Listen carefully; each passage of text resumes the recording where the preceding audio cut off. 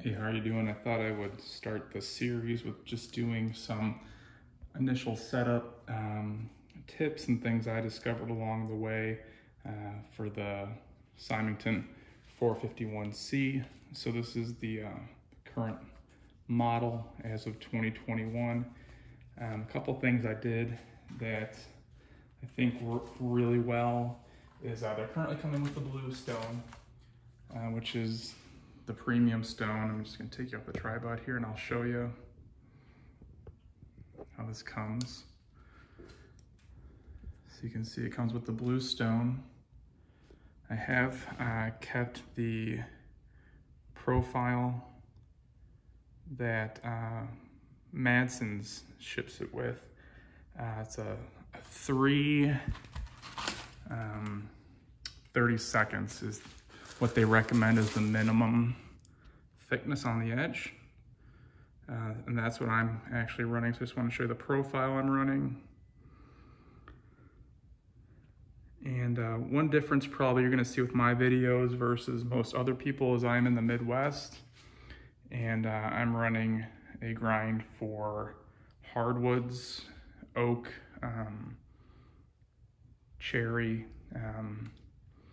hickory, not a whole lot of softwood. So, I'll do a setup video later, but I run mine in a much blunter angle than most people on the West Coast are running. So I am though keeping the stock angles on the stone. So that's one thing I wanted to show is a couple tools I picked up that I think make the process a little easier. First one I got was, I got this I think at Home Depot. It's a Empire 4-inch pocket caliper. And what the nice thing is on this is one of the measurements on it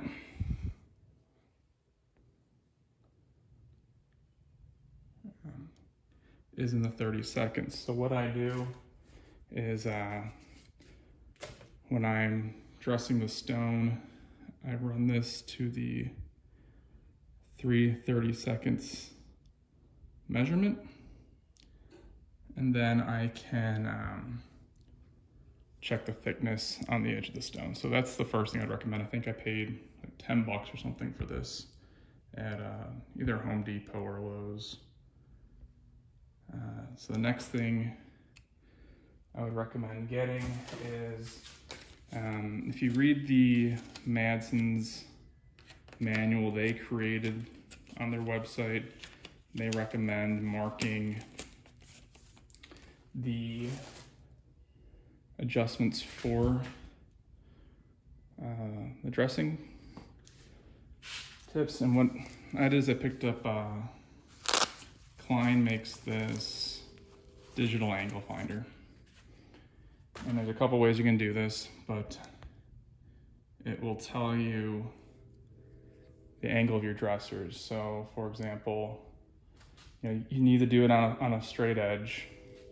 Let's see if I can get you off the tripod here and show you.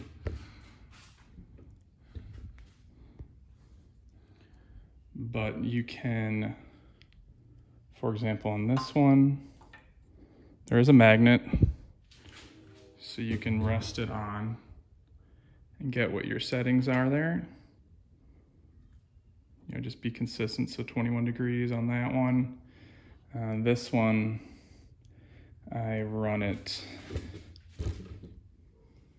this way, the magnet. So that is 74 degrees on that one.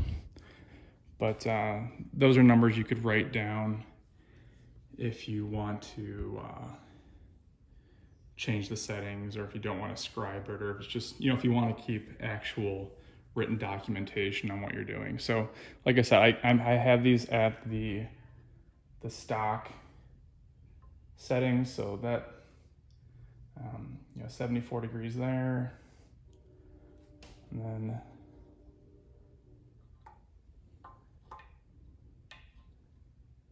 roughly, the 21 or so degrees there. You just got to remember to always do it the same way, just to make sure in case there's any, inconsistencies in the molding of the plastic on this. But as long as you measure it the same way every time, you should be fine. So that's the two tools I think make it a lot easier to change grinds. If you want to try different things out but want to know where to go back to, or keep a notebook on what works for you, especially if you're frozen wood, or if you are in a lot of sand or dirt like I usually am. I honestly made the switch because doing round grind about every 2 to 3 tanks, I would have to dress my chain. But what I'm doing now is I get about 5 or 6 tanks out of one of my saws before the chain needs attention. I just throw a couple spare chains in my case for whatever I'm doing. So a couple other things I did was, I need to take this places, so I have not screwed these together or anything, but I have just thrown some tape on the base, and then I wrap the cord around it and bring a heavy-duty extension cord to it. Other thing I did was I packed the bottom where the cord comes out so that it doesn't rub against the edges. And at the top, I had some old air hose that I cut, and it just keeps, this is a sharp edge, so that just keeps it from rubbing. So that's how I currently have it set up. I'm usually not using the light that much. I usually like to do it outside so that I have really good light, and then you can kind of see it from a bunch of different angles, and I never really have to adjust the light. So that's what I'm currently doing. I think it works really well. I did mess around a little bit with tensioning these bolts properly and tensioning the dressers properly so they wouldn't move, because the stone can grab the dresser. So just make sure you got these pretty snug, but not that they're too difficult to tighten. So yeah, just kind of the first video I wanted to do with the initial setup. I'll do some more videos, but I kind of wanted to do it from someone that's not on the West Coast perspective, just because, the wood types are different. So I'll keep this going. If anyone's any questions, please comment down below. Kind of like everyone else, the first thing I did was I just, screwed these all the way back in because I don't use them. Every chain I am throwing on here is a little bit different, so it doesn't make a whole lot of sense to try and work with those. But yeah, if you have any questions, post down below.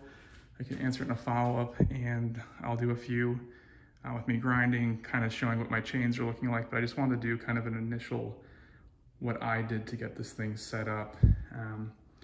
I guess I was lucky also as well. I did not have to shim the motor at all.